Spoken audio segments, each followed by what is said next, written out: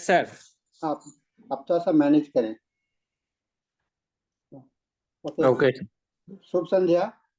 मैं doctor M के साहनी आज के इस मीटिंग का शुभारंभ करता हूं। International forum for promoting homeopathy एक अंतर्राष्ट्रीय संस्था है जिस पर नियमित रूप से हम प्रतिदिन 7:30 बजे से 8:30 बजे तक हिंदी में और 8:30 से 9:30 बजे तक अंग्रेजी में और उसके तत्पश्चात हम लोग मलयालम में भी सेशन करते हैं और प्रतिदिन एक नए गेस्ट स्पीकर्स को हम लोग सुनते हैं और अपने ज्ञान को बढ़ाने का कोशिश करते हैं। तो आइए हम इस मीटिंग के शुरुआत करने के पहले 1 मिनट मौन प्रार्थना कर ईश्वर से सुख और शांति की अभिलाषा करें। धन्यवाद। जैसा कि मैंने आपको बताया, ये international forum for promoting homeopathy प्रतिदिन यह वेबिनार कंडक्ट कर रहा है और इसी क्रम में हमारे पास में गेस्ट स्पीकर्स आते हैं और हम लोगों को अपना ज्ञान से हम लोगों को अपना ये बताते हैं। आज के इस हमारे जो विशेष मेहमान हैं वो डॉक्टर मनीष भाटिया जी हैं। आप सभी को परिचित होंगे। hpathy.com बहुत विश्व प्रसिद्ध वेबसाइट है जहाँ की आपको बहुत तरह के लेक्चर्स और बहुत सारे के आर्टिकल्स या मैगजीन भी है और इस पर लेख भी है और इसके ये संचालक हैं। आज मैं इनका परिचय आपको दे रहा हूँ। ये डायरेक्टर हैं hpathy.com के वर्ल्ड लीडिंग होम्योपैथिक पोर्टल के। ये फाउंडर हैं होम्योपैथिक बहुत सारे किताब के होम्योपैथिक फॉर एवरीवन। ये एसोसिएट प्रोफेसर भी हैं स्वास्थ्य कल्याण होम्योपैथिक मेडिकल कॉलेज जयपुर में और एडवाइजरी बोर्ड है होम्योपैथिक लिंक के और डायरेक्टर हैं आशा होम्योपैथी के। इनके एक ऑर्गेनन की किताब को मैंने देखा था, वो 3 वॉल्यूम में निकला हुआ है और अंग्रेजी, बुल्गारियन और जर्मन भाषा में है, जो कि सेंट्रल काउंसिल ऑफ होम्योपैथी के द्वारा इसे अप्रूव भी किया गया था। तो आज आइए हम लोग एक बहुत ही बेहतरीन लेक्चर के साथ में सुनते हैं। एक रोगी, एक दवा और कई एक जानकारी, कई एक नॉलेज। यह बहुत इंपॉर्टेंट मैसेज है। हम लोग एक दवा, होम्योपैथी का प्रिंसिपल है, एक रोगी है, एक दवा है, लेकिन उसमें अंदर में बहुत सारे ज्ञान छिपे हुए हैं। तो मैं डॉक्टर मनीष भाटिया जी से रिक्वेस्ट करता हूं कि आप अपना सेशन को शुरू करें। बहुत बहुत धन्यवाद सर आपका और IFPH के सभी सदस्यों का कि आपने मुझे एक बार फिर मौका दिया आपके साथ अपनी कुछ नॉलेज शेयर करने का। ये लेक्चर हिंदी में है और हम शायद यही इंग्लिश में भी वापस करेंगे 13 तारीख को। और ये जो 1 घंटे का जो लेक्चर है मेरा, इसमें मैं एक केस प्रेजेंट करूंगा और डिफिकल्ट केस है, पोस्ट सर्जिकल फेल्ड केस है फिस्टुला एनो का। कि पेशेंट एक आपके पास आता है, उसको आप कितनी अलग अलग तरह से आप अप्रोच कर सकते हो केस को, क्या सही तरीका है उसको अप्रोच करने का, हम ये सीखेंगे। और सही जब दवा किसी को मिलती है तो रोग कितना भी असाध्य क्यों नहीं हो, वो कैसे बहुत जल्दी रिस्पॉन्ड करता है हमारी दवाओं को, कितना मिरेकुलस रिजल्ट्स आते हैं हमारे पास, ये देखेंगे और बहुत सारी दवाओं के बारे में समझेंगे इसी केस के जरिए। तो चलिए शुरू करते हैं। मैं मेरी स्क्रीन शेयर करता हूं आप सभी के साथ। क्या आप ये स्क्रीन देख पा रहे हैं? यस सर, आपकी स्क्रीन दिख रही है। Thank you. आज हम आपके साथ शेयर करेंगे एक केस एनल फिस्टुला का। फिस्टुलास जो है वो आसान नहीं होते ट्रीट करने, फ्रेश फिस्टुलास भी आसान नहीं होते ट्रीट करना, क्योंकि वो रिकर करते रहते हैं। और सर्जरी के बाद कई बार जब वो फेल हो जाती है सर्जरी, तो उनको ठीक करना और मुश्किल हो जाता है। तो ये जो पेशेंट मैं आपके साथ शेयर करने वाला हूं, ये इसको एनल फिस्टुला हुआ, उसके बाद इसने सर्जरी कराई, वो सर्जरी फेल हो गई। उसके बाद उसने दूसरी सर्जरी कराई, दूसरी सर्जरी भी फेल हो गई। उसके बाद वो होम्योपैथी में आया। क्या प्रोग्नोसिस हम उसका दे सकते हैं, क्या उसको ऐसे हम केस को कैसे हैंडल कर सकते हैं, चलिए ये देखते हैं। ये इसी साल केस आया मेरे पास 13 मार्च 2024 को।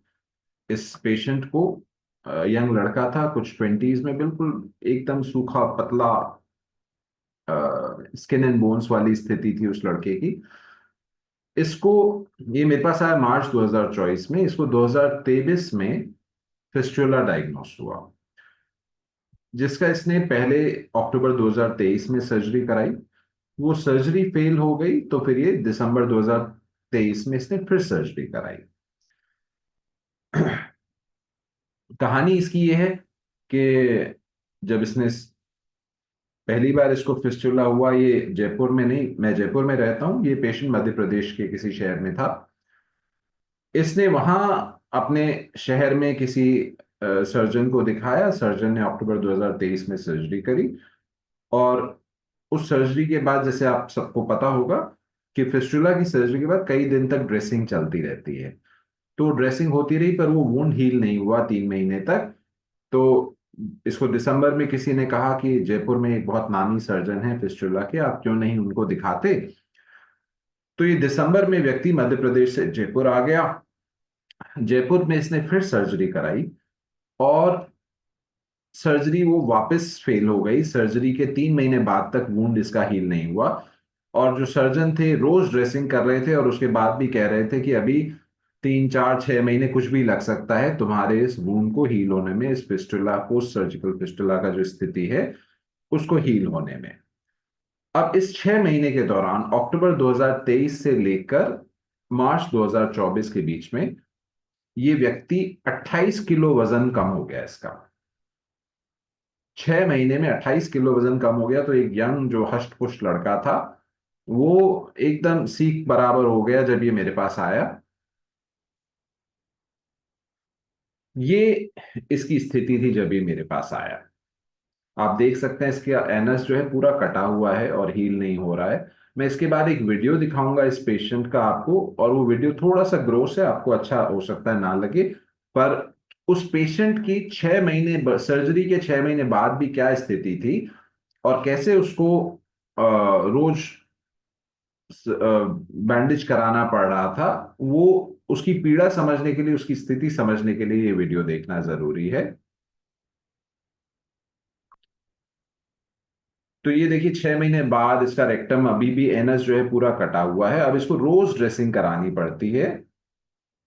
अब ये ड्रेसिंग कैसे होती है आप ये समझिए। फिस्टुला के पेशेंट को रोज जाके सर्जरी सर्जरी की टेबल पे लेटना पड़ता है। सर्जरी के बाद उसका रेक्टम को क्लीन करते हैं एनीमा दे के। उसके बाद उसको एंटीसेप्टिक और एंटीबायोटिक्स से क्लीन करते हैं, ड्रेस करते हैं, और फिर उसके रेक्टम को पट्टी डाल के पूरी तरह से पैक कर दिया जाता है अगले दिन तक। तो वो अगले दिन तक स्टूल नहीं पास कर सकता। फिर अगले दिन सुबह उस पट्टी को निकाला जाता है, वो स्टूल पास करता है।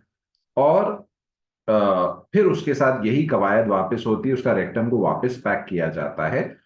पेनफुल है, एम्बैरेसिंग है, बिकॉज रोज आपको कंपाउंडर्स के सामने कपड़े खोल के आपको सर्जरी करानी है इस तरह से अपनी। और इस व्यक्ति को 6 महीने से ये इसी तरह से सर्जरी के बाद 6 महीने से रोज इसकी इस तरह से ड्रेसिंग हो रही थी। आप देख सकते हैं कितना ज्यादा कटा हुआ है ये, और हील बिल्कुल भी नहीं हुआ है। 6 महीने हो गए पर ये वुंड अभी तक बिल्कुल भी हील नहीं हुआ है। थोड़ा सा आगे बढ़ा देते हैं हम इसको।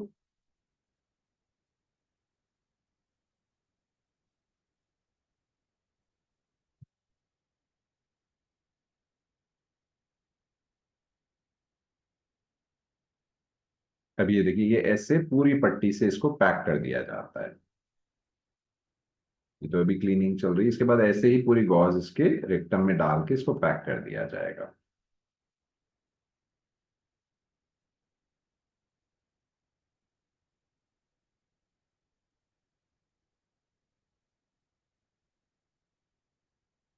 ये देखिए, अभी गॉज इसके रेक्टम को पैकिंग शुरू हो गई है।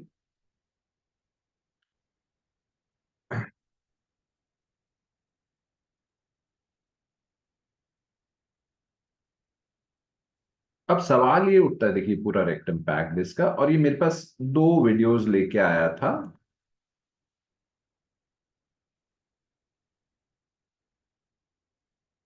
दो वीडियोस लेके आया मेरे पास। एक वीडियो, ये दूसरा वीडियो था। पहला वीडियो था वो और थोड़ा सा ग्रोस था क्योंकि उसमें इसके जेनाइटल्स भी पूरे विजिबल थे। तो वो मैं इसलिए मैंने आपके साथ शेयर नहीं किया है। पर ये सेकेंड वीडियो है जो इसमें आप साफ तरीके से देख सकते हैं कि अब उसकी कंडीशन क्या है। अब पहला सवाल ये आता है कि हम इस केस को लें या नहीं लें, और इसको क्या प्रोग्नोसिस दे सकते हैं हम एक ऐसे केस को। आपने खुद ने देखा कि 6 महीने हो गए सर्जरी के बाद इसको डेली ड्रेसिंग होते हुए, पर वूंड हील नहीं हुआ है, वैसा का वैसा बना हुआ है। तो अब इसको हम कैसे अप्रोच करें? क्या हम इस पेशेंट को पहले तो लें भी या नहीं लें, और लें तो उसको क्या कह सकते हैं कि भाई तुम ठीक होने की क्या संभावना है? तो ऐसे केस को हम कैसी दवा से शुरू करें? क्या हम एक दवा दें जो इसके एनल फिस्टुला को कवर करती हो? तो एनल फिस्टुला के लिए हमारे पास कंप्लीट रिपर्टरी में अगर आप देखें तो लगभग 68-70 दवाएं हैं। क्या इनमें से कोई दवा उस पेशेंट को हम दे सकते हैं? क्या ऑरम्यूर या बैसिलिनम या बर्बेरिस वल्गैरिस बहुत कॉमनली दी जाती है, कैलकेरिया फॉस बहुत कॉमनली दी जाती है, नाइट्रिक एसिड बहुत कॉमनली दी जाती है, साइलिशिया बहुत कॉमनली दी जाती है, कैलकेरिया सल्फ, पायनिया, ऐसी बहुत सारी दवाइयां हैं जो कि हम बहुत कॉमनली यूज होती हैं, लेकेसिस, हिपरसल्फ, ग्रेफाइटिस। क्या इनमें से कोई दवा हमको देनी चाहिए? ये एक तरीका है कि चलिए हमारे पास एक पेशेंट आ रहा है जिसे एनल फिस्टुला हुआ, अब क्या हम उसको एक एनल फिस्टुला की दवाई दे सकते हैं? दूसरा हमारे पास एक तरीका है सोचने का कि भाई चलो एनल फिस्टुला तो डॉक्टर्स ने काट दिया, अब तो ये जख्म है, अब तो ये इंजरी है, और कैसी इंजरी है? लेसरेटेड वूंड है क्योंकि काटा हुआ है। तो क्या अब हम इसको एक लैसरेटेड वूंड समझ के लैसरेटेड वूंड की दवा दें? अब लैसरेटेड वूंड के लिए हमारे पास बहुत सारी दवाइयां हैं, कैलेंडुला है, कार्बोलिक एसिड है, हाइपेरिकम है, नक्स वोमिका है, सल्फ्यूरिक एसिड है, स्टेप्सिग्रिया है, कोलिनसोनिया है। कई सारी दवाइयां हैं जो कि अक्सर काम में आती हैं लैसरेटेड वुंड्स के लिए। तो क्या हम इसको एक लैसरेटेड वुंड समझें कि भाई काटा हुआ है, कट कट इंजरी है और वो हील नहीं हो रही है लैसरेटेड वुंड, तो चलिए हम कोई लैसरेटेड वुंड की दवा देखते हैं कि जिससे सबसे ज्यादा सिम्टम्स उसके मैच करते हैं, और देखते हैं और क्या तरीका है। एक चीज हम ये देख सकते हैं कि 6 महीने हो गए जख्म भर ही नहीं रहा। 6 महीने हो गए, दो दो सर्जरी हो गई, पर उसका वूंड ही हील नहीं हो रहा। तो क्या हम स्लो हीलिंग वूंड ले सकते हैं इसको? हमारे पास उसके लिए भी रूब्रिक है। स्लो हीलिंग वूंड में वूंड जनरलिटीज में वूंड हील स्लो, और कितनी दवाएं हैं? 161 दवाएं हैं कंप्लीट रिपर्टरी में। तो क्या इनमें से कोई दवा काम करेगी हमारी? क्या इनमें से हमारी कोई अप्रोच होनी चाहिए कि इनमें से हम कोई कोई दवा ढूंढें जो कि परफेक्टली फिट होती हो उस पेशेंट के साथ? बहुत सारी दवाएं हैं। एक और हमारे पास रूब्रिक है कि अगर सर्जरी के बाद कोई भी तकलीफ हो तो उसके लिए भी हमारे पास दवाइयां हैं। और सर्जरी अगर किसी छिद्र पे हो, कोई छेद हो शरीर का, चाहे मुंह हो, चाहे नाक हो, चाहे कान हो, वेजाइना हो या रेक्ट एनस हो, उस पे कोई सर्जरी के बाद कोई तकलीफ रह जाए तो उसके लिए भी हमारे पास 4 दवाइयां रिपर्टरी में दी हुई हैं। बेलाडोना है, सिट्रोलिस है, कोलोसिंथस दैट इज, हाइपेरिकम और स्टेप्सिग्रिया, 4 दवाइयां दी हुई हैं। तो क्या इन चारों में से कोई एक दवा हमको यूज करनी चाहिए? क्योंकि भाई हमको ये मालूम है कि एक ओरिफिस पे सर्जरी हुई है और उस सर्जरी के बाद तकलीफ है। तो बेलेडोना, कोलोसिंथ, हाइपेरिकम या स्टेप्सिग्रिया में से कोई एक दवा सोची जा सकती है। स्पेशली स्टेप्सिग्रिया, सोच सकते हैं कि स्टेप्सिग्रिया हमारे पास लेसरेटेड वुंड में भी है। तो एक तरीका है इस केस को सॉल्व करने का, एक ये तरीका है। और अगर हम इन्हीं रूब्रिक्स को रिपर्टराइज कर लेते हैं, wounds lacerated, wounds heal slow, operations after orifice is at, anal fistula तो हमारे पास स्टेप्सिग्रिया आ जाती है, कैलेंडुला आ जाती है, बेलेडोना आ जाती है, ग्रेफाइटिस आ जाती है, हाइपेरिकम आ जाती है, नक्सवामिका आ जाती है।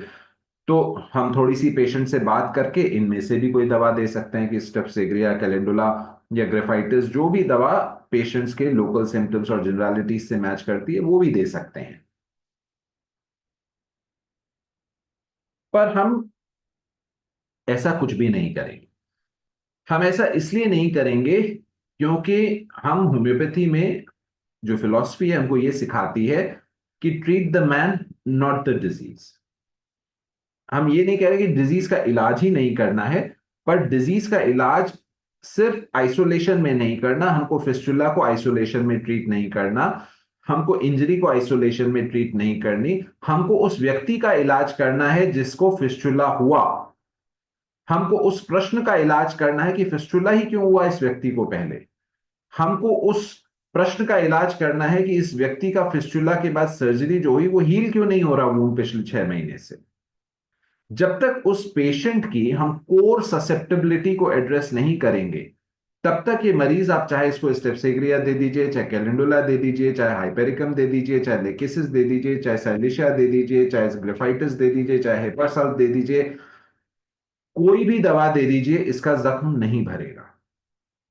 क्योंकि वो जख्म तो तभी भरेगा जब पेशेंट की जो कोर ससेप्टेबिलिटी है आप उसको एड्रेस कर पाएंगे। जब हम सेकेंड अफोरिज्म पढ़ते हैं हैनेमन की ऑर्गेनन ऑफ मेडिसिन का, तो उसमें ये लिखा हुआ है कि the ideal cure has to be rapid, gentle and permanent.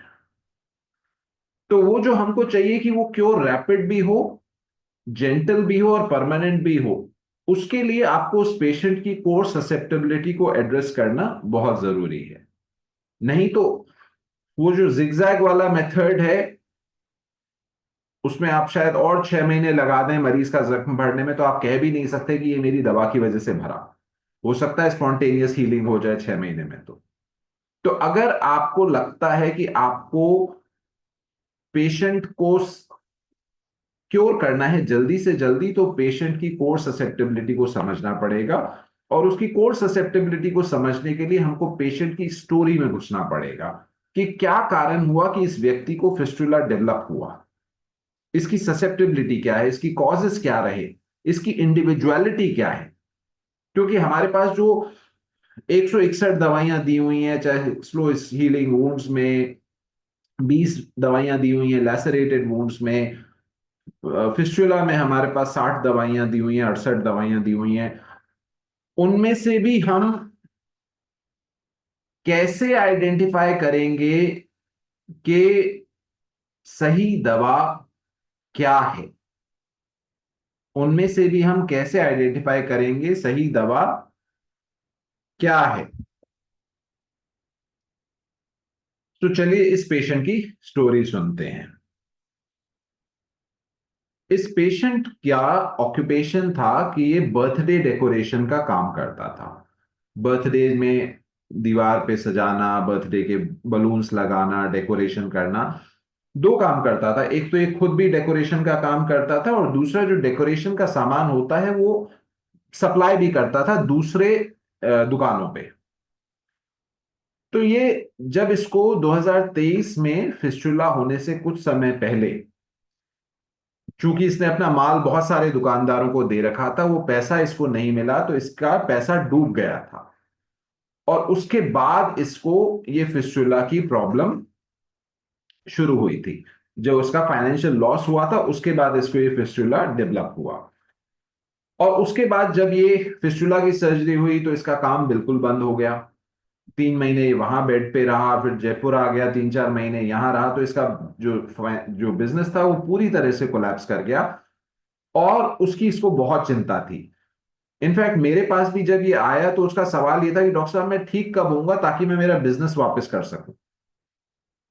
जहन में ये नहीं था कि यार मैं ठीक होऊंगा कि नहीं होऊंगा।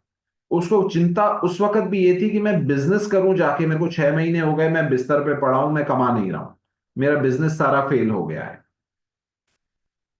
जब मैं इसकी हिस्ट्री ले रहा था तो मैंने इससे पूछा कि भाई जब लोग तुम्हारा पैसा नहीं देते तो तुम कैसा महसूस करते हो, जब तुम्हारा पैसा नहीं मिला तुम्हारे को तो लोग या चीट करते हैं लोग तुम्हारे साथ, तो कैसा महसूस करते हो।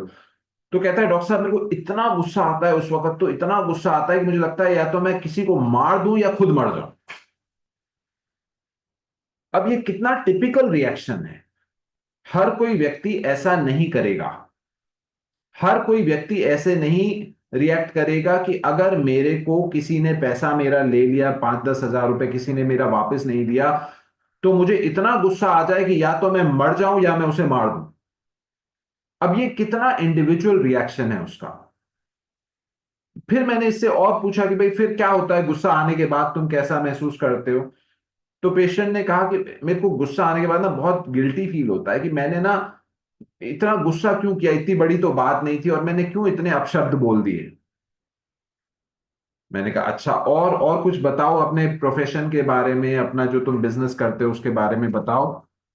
तो पेशेंट बोलता है, डॉक्टर साहब मैं ना बर्थडे डेकोरेशन का मेरा काम है, मेरे को सीढ़ी लेके ऊपर चढ़ना पड़ता है, पर मैं ना, मेरे साथ प्रॉब्लम है, मैं ऊपर चढ़ ही नहीं सकता, मेरे को ऊंचाई से बहुत डर लगता है।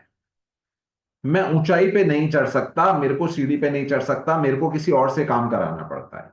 अब ये अगेन कितनी अ, अजीब बात है कि जो पेशेंट, जिस व्यक्ति का काम बर्थडे डेकोरेशन है, पार्टी डेकोरेशन है, वो सीढ़ी पे चढ़ के डेकोरेशन खुद नहीं कर सकता, इतना उसको डर है हाइट का।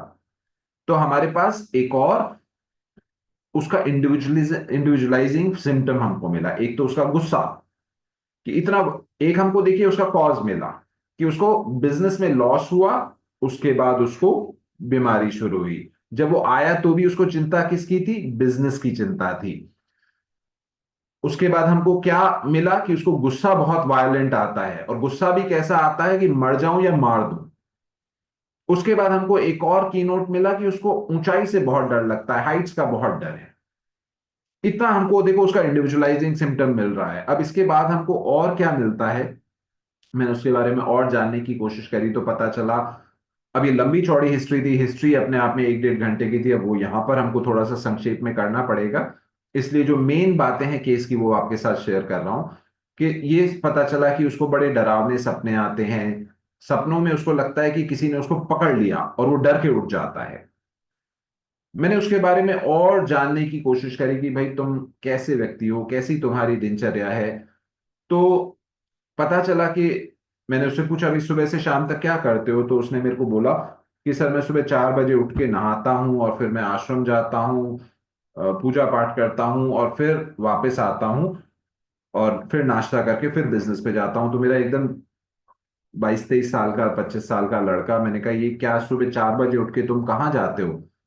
तो बोलता है सर मैंने ना, गुरु है मेरे रिलीजियस, कोई मैंने दीक्षा ली हुई है, मैं सुबह 4 बजे उठूंगा, नहाऊंगा धोऊंगा, फिर वहां जाके आश्रम में सेवा करूंगा, पूजा पाठ करूंगा 3-4 घंटे, उसके बाद मैं घर आता हूँ, उसके बाद मैं ब्रेकफास्ट करता हूँ, उसके बाद मैं अपने काम पे जाता हूँ। तो ये समझ में आया कि ये व्यक्ति एक बहुत यंग एज में बहुत रिलीजियस है, जो कि सुबह 4 बजे उठ जाता है, फिर नहा धो के आश्रम की सेवा करता है, 3-4 घंटे पूजा पाठ करता है, उसके बाद कुछ खाना वाना खाता है, ब्रेकफास्ट करता है घर आके, तो बहुत रिलीजियस नेचर का है।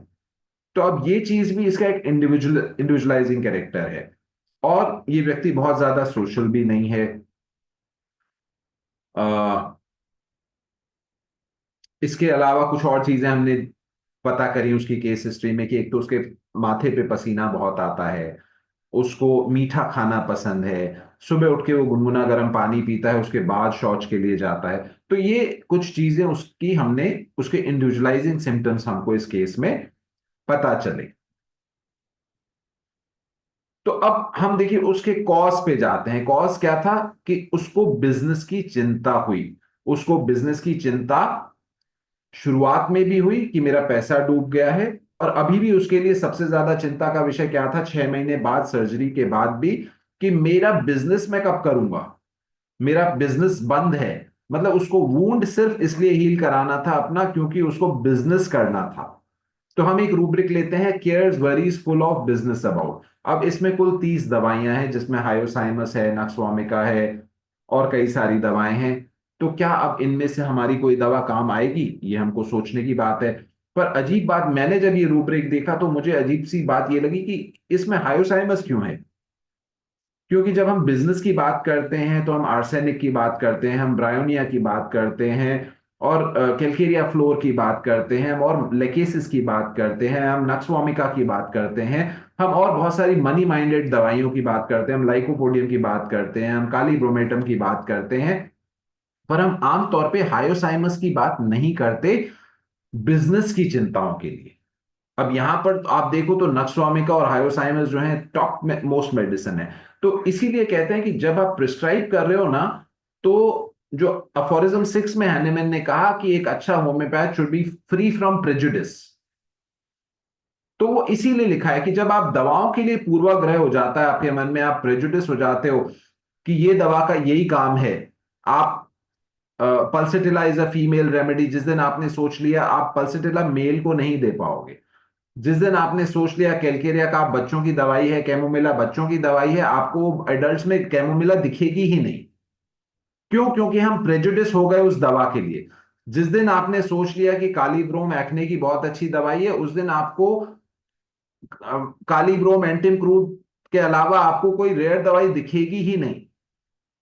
आप जेल्सीमियम दे ही नहीं पाओगे किसी केस को जिसको एक्ने है, क्योंकि आपका वो, आपने एक सोच है, आपकी जो लिमिटेड सोच है, आपने उसमें फिक्स कर लिया कि ये दवाई इस चीज के लिए काम आती है। इस जिसको हम थेरेप्यूटिक प्रिस्क्रिप्शन कहते हैं, लेकिन थेरेप्यूटिक प्रिस्क्रिप्शन की लिमिटेशंस हैं। थेरेप्यूटिक प्रिस्क्रिप्शन की हमने बात करी, हम शुरू से भी देख सकते थे थेरेप्यूटिक प्रिस्क्रिप्शन कि हम फिस्टुला की दवाई दे सकते थे इस केस को हम लैसेरेटेड वूंड की दवाई दे सकते थे, इस केस को हम नॉन हीलिंग वूंड की दवाई दे सकते थे, इस केस को हम कॉम्प्लिकेशंस आफ्टर सर्जरी की दवाई दे सकते थे। वो सब थेरेप्यूटिक प्रिस्क्रिप्शंस थे, क्योंकि वो बीमारी की बात कर रहे थे, वो ऑर्गेनिक पैथोलॉजी की बात कर रहे थे, सिम्टम्स की बात नहीं कर रहे थे मरीज के। हमारे को क्या चाहिए? हमको मरीज के सिम्टम्स चाहिए।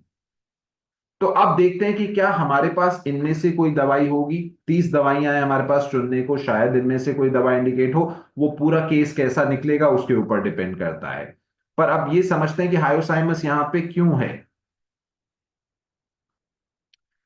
हायोसाइमस का रूब्रिक देखिए क्या है, रूब्रिक नहीं, प्रूविंग सिम्टम क्या है। प्रूविंग अगर आप हायोसाइमस की उठा के पढ़ेंगे तो उसमें लिखा हुआ है unconsciousness, stupor, does not reply to questions, makes irrelevant answers, confusion, memory weakened, stupid, does not know where he is, delirium, talks of his business, scolds, indistinct muttering loquacity, makes no complaints, ridiculous gestures and actions, loud talking, foolish laughter, deep depression of spirits।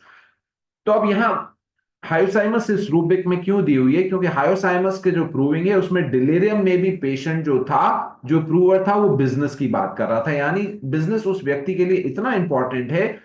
Delirium यानी जब वो अपने senses में नहीं है तब भी वो बिजनेस की बात कर रहा है। हायोसाइमस के पेशेंट के लिए बिजनेस इतना इंपॉर्टेंट है। और रूब्रिक्स देखते हैं बिजनेस के, तो एक और रूब्रिक है बिजनेस टॉक्स ऑफ। इसमें 20 दवाएं हैं। इसमें भी आप देखिए ब्रायोनिया सबसे ऊपर है, फिर हायोसाइमस है, रस्टॉक्स है, आर्सेनिक एल्ब है, कैंथेरिस है, मेडोराइनम है, बहुत सारी दवाएं हैं। अब हमको ना इनमें भी डिफ्रेंशिएट करना आना चाहिए कि ब्रायोनिया यहां क्यों है और हायोसाइमस यहां क्यों है और आर्सेनिक एल्ब यहां क्यों है और फॉस्फोरस यहां क्यों है और स्ट्रेमोनियम यहां क्यों है। तो अब हम इस पेशेंट की ना कुछ की रूब्रिक्स उठाते हैं और उनको रेपर्टाइज करते हैं। एक रूब्रिक था इसका कि एक एंगर वायलेंट है। दूसरा इसका रूब्रिक था कि इमिडिएटली गिल्टी फील करता है गुस्सा करने के बाद कि मैंने गुस्सा क्यों किया, तो उसमें है रिमोर्स, रिपेंटेंस, क्विक। और ये एक और की नोट हम ले लेते हैं इसका, फियर हाई प्लेसेस। उसमें अब ये देखिए मेरी क्लिनिकल अप्रोच है, हम चाहें तो इसमें और 5 रूब्रिक ले सकते हैं, उनकी कोई मनाही नहीं है। पर मैं जो क्लिनिक पे करता हूं मैं वो आपके साथ शेयर कर रहा हूं, क्योंकि जैसे हम लोगों की थोड़ी सी बिजी प्रैक्टिस है, कई बार इतना टाइम नहीं होता कि 15 सिम्टम रूब्रिक डालें की नोट्स और फिर रिपर्टाइज करें। तो मेरी क्लिनिकल अप्रोच ये है कि जो मेरे को 2 3 4 बहुत स्ट्रॉन्ग सिम्टम्स समझ में आ रहे होते हैं केस के, मैं वो इमीडिएटली रिपर्टाइज करता हूं और फिर अपनी मठीरा मेडिका की नॉलेज के बेस पे क्विकली स्कैन कर लेता हूं। मुझे पता चल जाता है कि ये दवा इंडिकेट होगी या नहीं होगी। तो इस केस में मैंने ये 3 रूब्रिक्स उठाए और इनको मैंने रिपर्टराइज किया, तो सिर्फ 2 दवाएं कवर कर रही थी, एक सल्फर और हायोसाइमस। तो अब सवाल यह है कि इस पेशेंट को हम सल्फर देंगे या हायोसाइमस देंगे या कुछ और देंगे। अभी हमने पूरा केस रिपर्टराइज नहीं किया है, पर मेरे को लगता है कि इन दोनों में से कोई दवा होनी चाहिए, क्योंकि जो मोस्ट स्ट्रॉन्गेस्ट सिम्टम है, मोस्ट इंडिविजुअलाइजिंग सिम्टम है इस केस के, वो ये दवाइयां कवर कर रही हैं और कोई दवाई नहीं है जो कि ये कवर कर रही है। पर हमारे पास और सिम्टम्स हैं। जैसे हमको ये समझ में आया कि ये पेशेंट बहुत रिलीजियस है। अब इतना रिलीजियस पेशेंट की सुबह 4 बजे 23-24 साल का लड़का सुबह 4 बजे उठ के नहा धो के आश्रम जाता है और वहां आश्रम की सेवा करता है, फिर पूजा पाठ करता है 3-4 घंटे, यानी बहुत स्ट्रांग रिलीजियस माइंडेड है। तो इस केस के लिए हम रिलीजियस अफेक्शंस मेनिया ले सकते हैं रूब्रिक।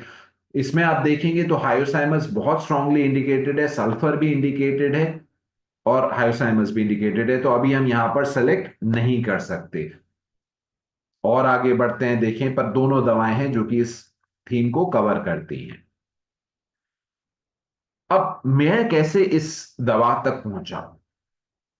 जब ये पेशेंट मेरे पास आया था ना, तो ये इमीडिएटली मेरे पास क्या आया, वीडियो लेके कि सर सर सर मेरा वीडियो देखो। और वीडियो शुरू कहां से होता है? वीडियो शुरू होता है एक ऐसी पॉइंट से जहां इसके टेस्टिकल्स और पीनिस क्लियरली विजिबल है और ये उनको छुपाने की कोशिश भी नहीं कर रहा। एक और ड्रेसिंग का वीडियो था जो मैंने आपको दिखाया, वो सेकेंड वीडियो था। जो फर्स्ट वीडियो मेरे सामने ये लेके आया, वो ऐसा लेके आया और इमीडिएटली दिखा रहा है कि सर पहले आप मेरा वीडियो देखो, बात तो बाद में करेंगे अपन। और वो वीडियो में क्या कर रहा है? वीडियो में इसने अपने आप को पूरा एक्सपोज किया हुआ है, ना अपना इसका पीनिस को इसने कवर किया हुआ है, ना टेस्टिकल्स को कवर किया हुआ है, और ड्रेसिंग करा रहा है। तो मेरे को वो, जब मैंने पहले भिड़ती वीडियो देखा तो मेरे को लगा यार ये यूनिक है। कि दो चीजें यूनिक लगी। हम लोग बहुत पेशेंट्स आते हैं एनल फिस्टुला के, एनल फिशर्स के, जेनाइटल वॉर्ट्स के, पर हर patient, in fact majority of patients comfortable नहीं होते अपने आप को एग्जामिन कराने के लिए। मतलब उनको गाइड करना पड़ता है, भाई एग्जामिनेशन अगर चाहिए तो जरूरी है एग्जामिन, इसलिए करना है। पर ये व्यक्ति था जो कि एग्जामिन तो कराना, मतलब बात करने से पहले ये कहता है कि मेरे को देखो। और देखो भी दिखा क्या रहा है? एक ऐसा वीडियो दिखा रहा है जिसमें उसके प्राइवेट पार्ट्स क्लियरली विजिबल हैं। तो इस सिचुएशन के लिए हम रूब्रिक लेंगे, mind shameless exposes the person. अब ऐसी शेमलेसनेस आप देखोगे आपको हायोसाइमस में मिलेगी, सल्फर में नहीं मिलेगी। 8 ही दवाइयां हैं इस रूब्रिक में, हायोसाइमस, फास्फोरस, फाइटोलेका, सिकेलकॉर, टेरेंटुला, बुंगरुस, स्ट्रिमोनियम और वेरेट्रम एल्बम। तो मेरे को अब यहां क्लैरिटी थी कि इस पेशेंट को सल्फर नहीं, हायोसाइमस इसकी दवाई है। क्योंकि हायोसाइमस शेमलेस भी होता है, हायोसाइमस रिलीजियस भी बहुत ज्यादा होता है, और हायोसाइमस में बिजनेस की वरी भी बहुत ज्यादा होती है, और हायोसाइमस में वायलेंट एंगर भी होता है। तो मुझे मालूम है अब ये दवा जो है उस व्यक्ति की आत्मा को कवर कर रही है, उसकी सोल को कवर कर रही है, उसकी इंडिविजुअलिटी को कवर कर रही है। तो मुझे दाएं बाएं नहीं देखना, मेरा प्रिस्क्रिप्शन अब यहां पर फिक्स है।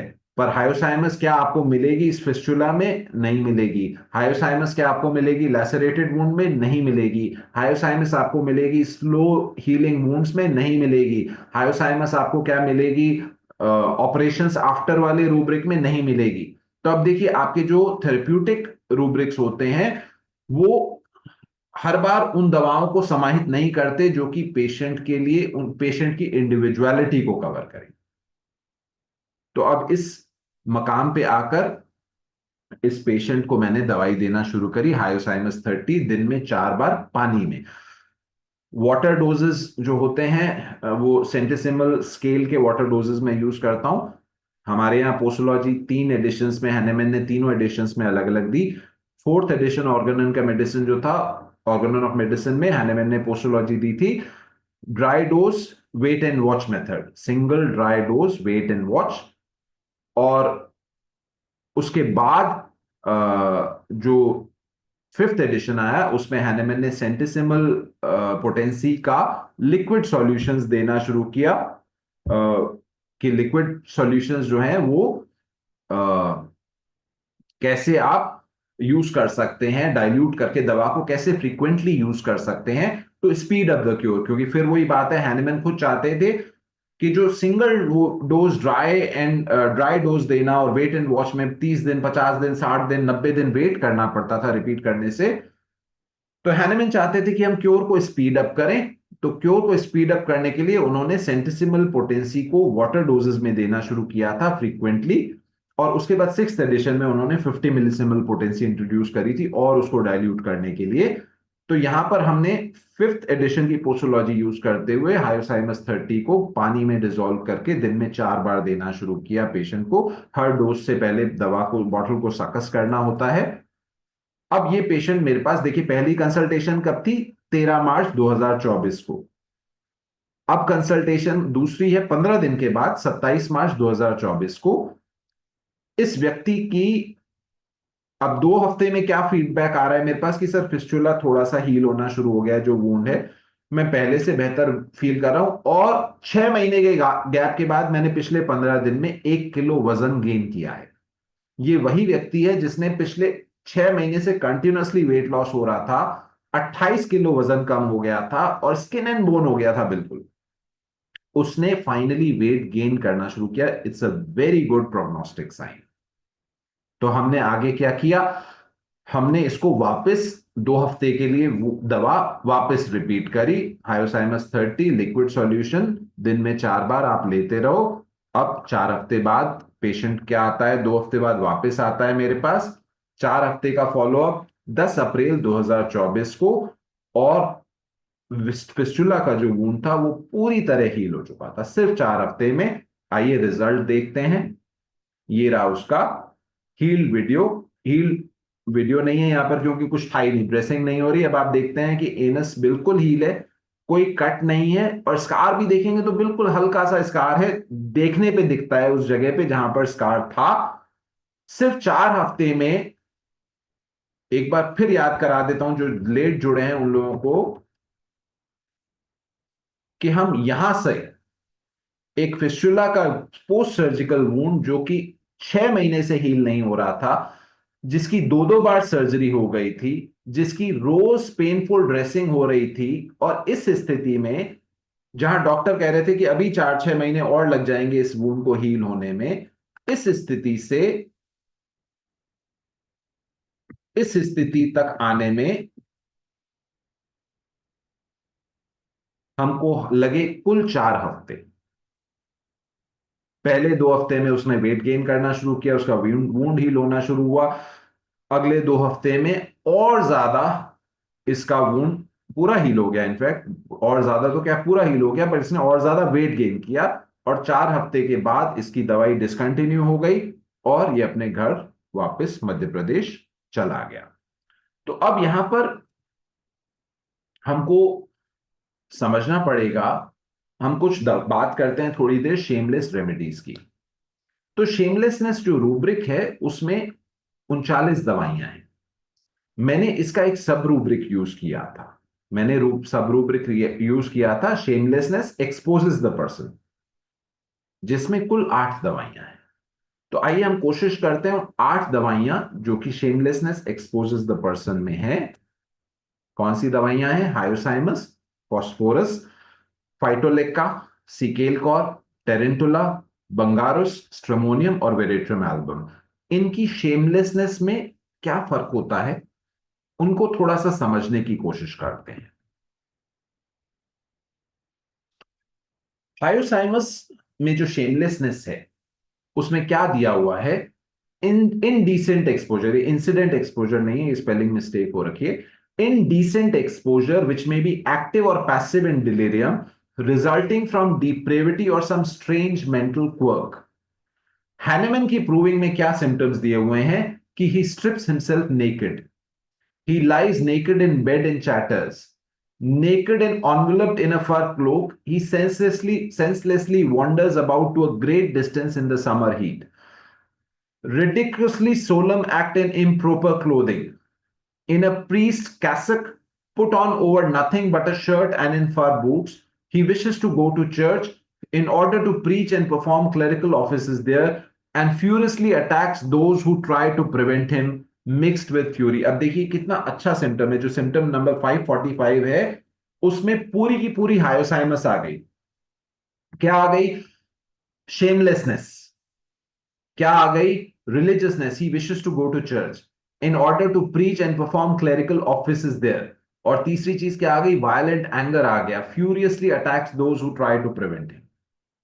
तो ये एक सिंगल प्रूविंग सिम्टम में आप पूरी हायोसाइमस समझ सकते हैं कि हायोसाइमस का बीइंग क्या है। हायोसाइमस का बीइंग डिलीरियम की स्टेट में शेमलेस है, इनडिसेंट एक्सपोजर करता है, नंगा हो जाता है, कपड़े नहीं पहनता, रिलीजियस मेनिया होता है उसमें, और वायलेंस होता है। तो ये जो सिम्टम आती है, जो हायोसाइमस की समझ आती है हमारे को, ये प्रूविंग के इन सिम्टम्स में से आती है।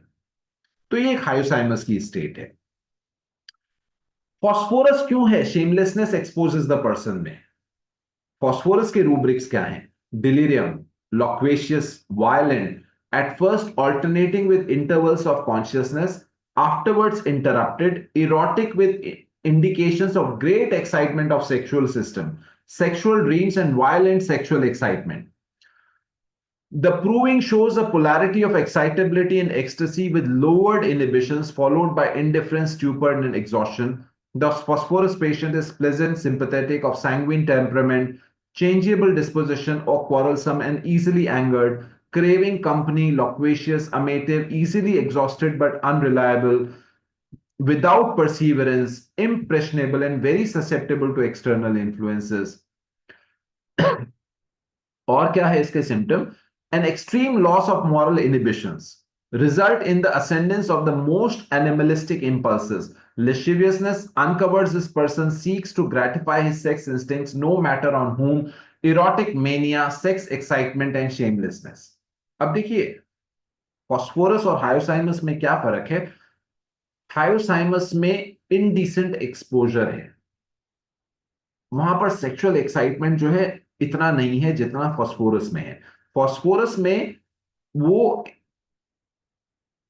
लॉक्वेसिटी है, मॉरल इनहिबिशंस नहीं है, वो सेक्सुअली इतना एक्साइटेड है पर्सन या इतनी एक्साइटेड है पर्सन कि वो अपनी सेक्सुअल नीड को ग्रेटिफाई करने के लिए इरोटिक मैनिया आ जाता है और शेमलेसनेस आ जाती है। वो अपने आप को एक्सपोज करता है या करती है टू अट्रैक्ट सेक्सुअल फेवर्स। ये फर्क है। जहां डिलीरियम की स्टेट में हायोसाइमस एक्सपोज कर रहा है, फॉस्फोरस जानबूझ के एक्सपोज कर रहा है क्योंकि उसको फिजिकल नीड है, उसका सेक्सुअल एक्साइटमेंट बहुत हो रखा है, वो अपनी सेक्सुअल नीड को ग्रेटिफाई करना चाहती है। अब फाइटोलेका भी दी हुई है, शेमलेसनेस एक्सपोजेस द पर्सन। वो कहां है, क्यों दी हुई है? उसका रूब्रिक यह है कि great loss of personal delicacy, there appears to be a total disregard of all surrounding objects and no disposition to adjust their persons under any circumstances, sense of entire indifference to life and disgust for the business of the day. अब फाइटोलेका में क्या है? फाइटोलेका अगर आपको याद हो तो pregnancy के बाद बहुत काम आती है, परपीरियम में भी काम आती है। अब यहां पर क्या है, फाइटोलेका की एक ऐसी स्टेट है जिसमें डेलिकेसी लॉस ऑफ पर्सनल है। डेलिकेसी और लॉस ऑफ पर्सनल ये कि अगर कपड़ा उतर रहा है कंधे से तो उसको बोध ही नहीं है, उसको ध्यान ही नहीं है कि मेरे को कपड़ा ऊपर कर लेना चाहिए था। अगर मेरे स्कर्ट ऊपर हो गई है तो मैं उसको स्कर्ट को नीचे कर लूं। तो यहां पर क्या है, उसकी इच्छा नहीं है कि वो एक्सपोज करे, उसकी ये भी इच्छा नहीं है कि उसको सेक्स चाहिए, पर वो इंडिफरेंट है अपने अपीयरेंस को लेकर। अगर उसका कपड़ा नीचे उतर गया, ऊपर चढ़ गया, कंधे से नीचे उतर गया, उसके चेस्ट दिख रही है फीमेल की, या उसकी स्कर्ट ऊपर हो गई और लोग उसको ऑगल कर रहे हैं, उसको उस चीज का बोध ही नहीं है।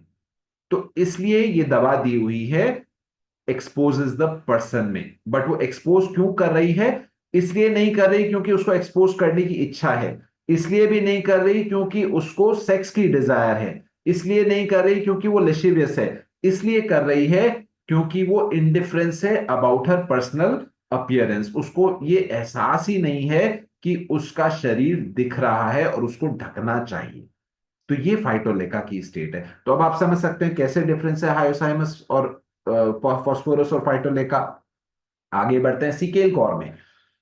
सीकेल कॉर में क्या है? सीकेल कॉर में इरोटिक डिलीरियम है, wants to be naked in delirium। Rubric क्या है? naked wants to be in delirium।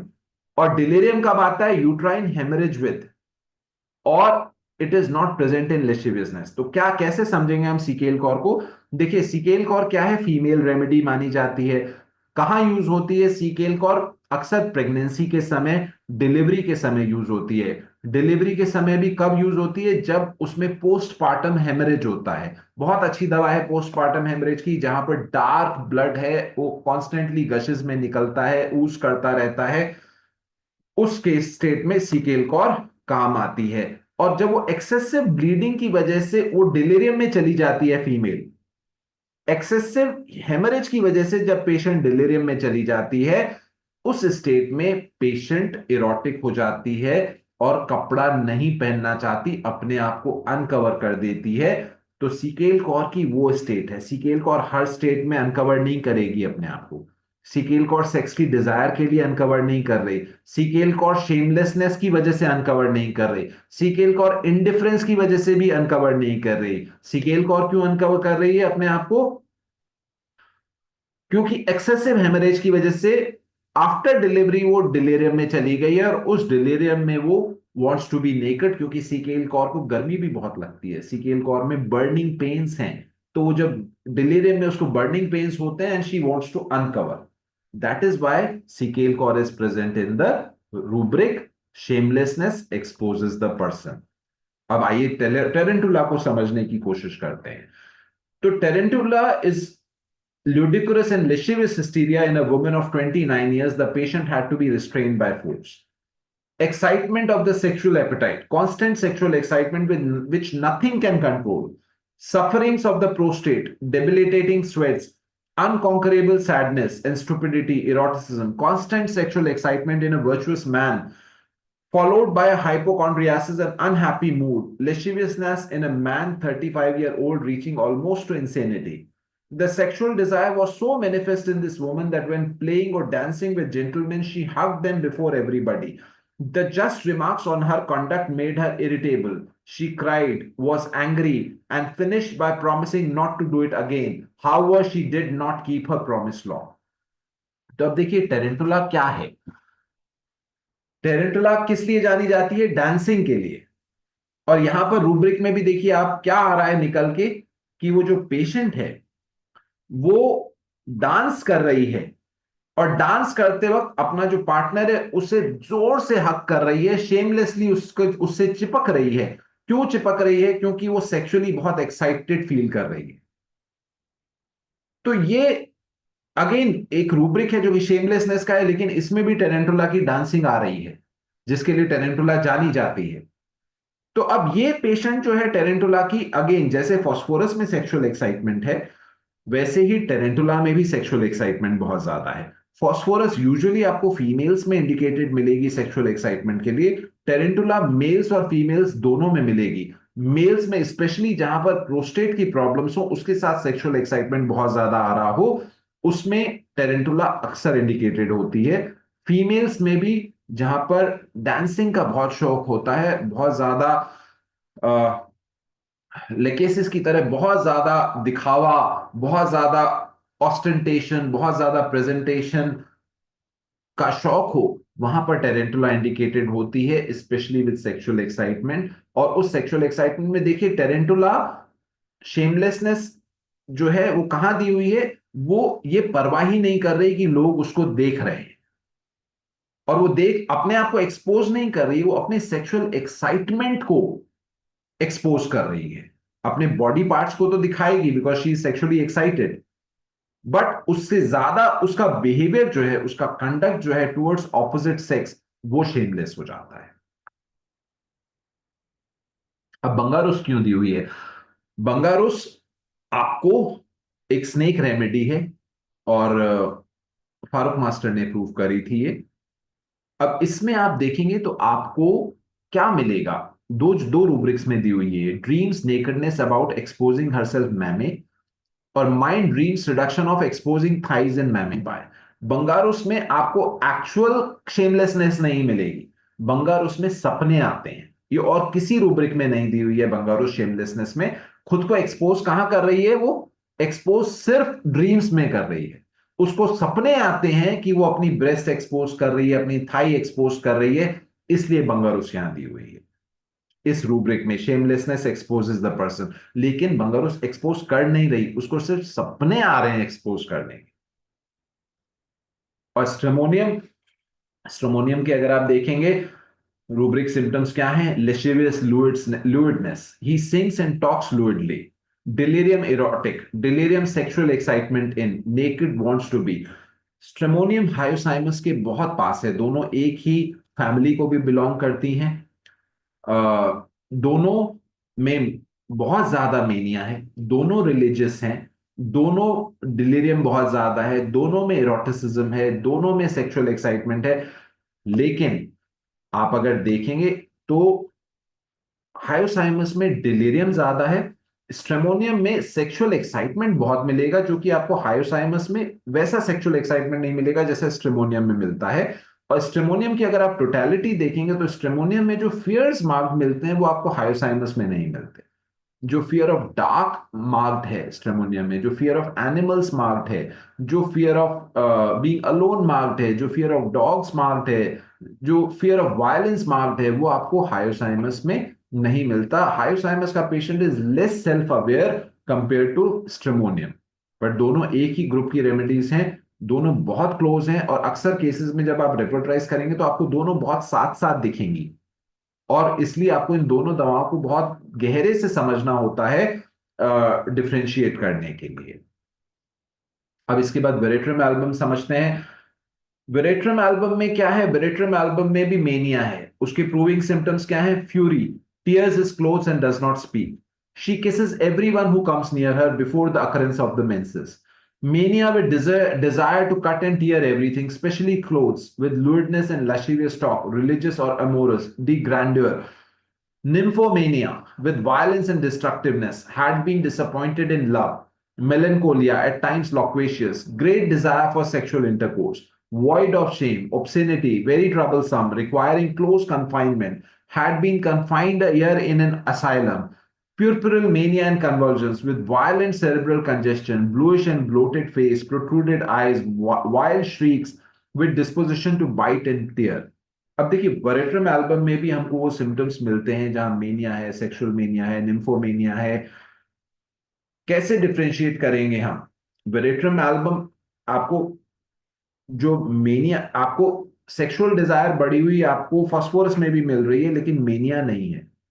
आपको सेक्सुअल डिजायर टेरेंटुला में भी बढ़ी हुई मिल रही है, लेकिन मेनिया से ज्यादा डिजायर है वहां पर। वेरेट्रम एल्बम में आपको मेनिया मिलता है just like hyoscyamus and stramonium. तो जहां मेनिया की बात आएगी वो कंपैरिजन कहां आएगा? हायोसाइमस, स्ट्रेमोनियम और वेरेट्रम एल्बम में हम डिफरेंशिएट करेंगे। तीनों दवाइयां रिलीजियस होती हैं, तीनों दवाइयों में वायलेंस बहुत मार्क्ड है, तीनों दवाइयों में एग्जिबिशन बहुत मार्क्ड है। वेरेट्रम एल्बम की खासियत क्या है? वेरेट्रम एल्बम का अपना नेचर है। वेरेट्रम एल्बम जो है उसका जो मेनिया है वो सेरेब्रल कंजेशन तो तीनों दवाइयों में है, लेकिन प्यूरपुरल स्टेट में ज्यादा है। जैसे सीकेल कॉर में है डिलीरियम, वैसा ही यहां पर प्यूरपुरल स्टेट में आफ्टर द डिलीवरी मेनिया ज्यादा होता है, और उसमें भी अपने कपड़े फाड़ देता है वो इंसान, वो फीमेल जो है वो अपने कपड़े फाड़ देती है। इसलिए उस मेनिया की स्टेट में वो रूब्रिक में मौजूद है, शेमलेस एक्सपोजेस हर पर्सन। अगर आप कपड़े फाड़ दोगे और सेक्सुअल डिजायर बहुत ज्यादा है आपकी, तो इसलिए वो इस रूब्रिक में दी हुई है। तो अब एक रूब्रिक में 8 दवाइयां दी हुई हैं, तो उसको भी हमको डिफरेंशिएट करना आना चाहिए क्लिनिकली। हमने, चलिए रूब्रिक्स तो देख लिए, हमने रूब्रिक्स में देख लिया कि हमारे पास 2 ही दवाइयां आ रही थी, हमारे पास सल्फर आ रही थी, हमारे पास हायोसाइमस आ रही थी जब हमने केस को रेपर्टराइज किया। पर ये तो हमारा थेरेप्यूटिक रेपर्टराइजेशन था। पर जब हमने इसको सिम्टम्स पे रेपर्टराइज किया था तो हमने दवा सिलेक्शन, तो देखिए बहुत आसान है इस केस में। दवा सिलेक्शन हमने बड़ा आसानी से कर लिया था कि हमने इस केस को 2 ही दवाइयां आ रही थी हमारे पास। इसकी हमने जब इंडिविजुअलिस्टिक टोटलिटी देखी थी, सल्फर और हायोसाइमस आ रही थी। जो केयर ऑफ और वरी ऑफ बिजनेस है वो हमारे को और किसी रूब्रिक में नहीं है। जो हमने अभी शेमलेसनेस एक्सपोजेस द पर्सन वाली 8 दवाइयां पढ़ी, उसमें इसका कॉज नहीं है, उसमें वो रिपेंटेंस नहीं है। तो हमारे को उन दवाइयों में वैसे हमारे को कंफ्यूजन नहीं है कि क्या उनमें से कोई दवा हमको देनी चाहिए थी या नहीं देनी चाहिए थी। वो दवा वाला पार्ट मैंने, मटीरियल मेडिका वाला पार्ट आपको सिर्फ इसलिए समझाया है, पढ़ाया है कि आपको किसी दवा की एक्चुअल स्टेट क्या है वो समझने के लिए उसकी प्रूविंग में जाना पड़ता है। तो हायोसाइमस की दवा को समझने के लिए, हायोसाइमस की आप जब पढ़ेंगे तो आपको प्रूविंग में समझ में आएगा कि वो बिजनेस की वरीज में क्यों दी हुई है। क्योंकि वो डिलीरियम में भी बात क्या कर रहा है? बात कर रहा है बिजनेस की, जबकि टेरेंटुला और वेरेट्रम एल्बम डिलीरियम की स्टेट में क्या बात कर रहे हैं? सेक्स की बात कर रहे हैं। ये फर्क है। इसलिए हायोसाइमस +4 है elements worries business about from, या बिजनेस टॉक्स ऑफ फ्रॉम। तो जब आप दवा का चयन करते हैं तो उसका कॉज भी कवर होना चाहिए, उसके सिम्टम्स भी कवर होने चाहिए, उसकी इंडिविजुअलिस्टिक टोटलिटी भी कवर होनी चाहिए, उसकी मेंटल स्टेट भी कवर होनी चाहिए। जब ये सब एक साथ कवर हो जाता है, और उस वक्त हमको अगर कोई दवा है जो ये सब कवर कर रही है, तो हमको फिर उसके बाद ये नहीं सोचना चाहिए कि ये पैथोलॉजी को कवर कर रही है कि नहीं कर रही, क्योंकि जितनी भी पैथोलॉजिकल रूब्रिक्स हैं वो इसी तरह से क्योर्ड केसेस में से निकलते हैं। मैंने एक केस क्योर किया एनल फिस्टुला का हायोसाइमस से, तो मैं उस रूब्रिक को 2 केस, अगर 3 केस मैंने ट्रीट कर दिए, तो मैं रूब्रिक को ऐड कर सकता हूं, रूब्रिक में फिस्टुला रूब्रिक में हायोसाइमस ऐड कर सकता हूं। अगर मैंने लैसरेटेड वुंड के 4 केस ठीक कर दिया हायोसाइमस के, तो मेरे को ये अलाउड है कि मैं उस लैसरेटेड वुंड वाले रूब्रिक में हायोसाइमस को शामिल कर लूं।